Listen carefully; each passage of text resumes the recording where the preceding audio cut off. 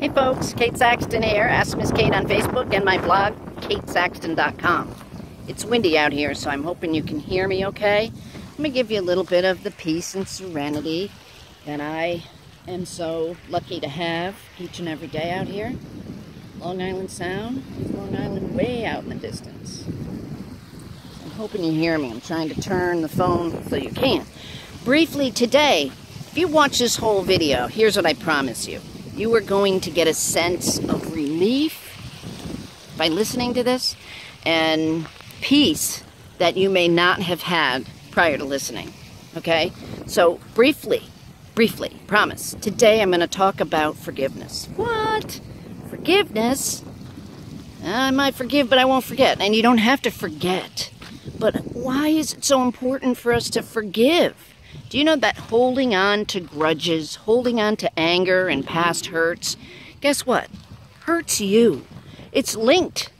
There's studies that have been done directly linked to cancer, heart disease, stress of holding on to anger, and feeling sorry for ourselves. It's directly linked to physical ailments and heavy-duty physical illness. So today, don't you think it's Friday, Forgiveness Friday?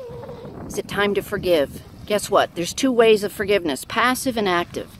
You can actively go to a person you feel you were slighted by or hurt by their actions, and you can you can tell them you're forgiving them, okay?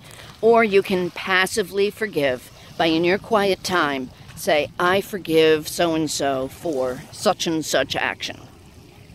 By doing that, you're releasing all that negativity, anger, self-pity, sorry, but that's what it is. You're releasing all of that. You're letting go of it. Isn't it time to let go? So forgiveness isn't for the other person. It's for you.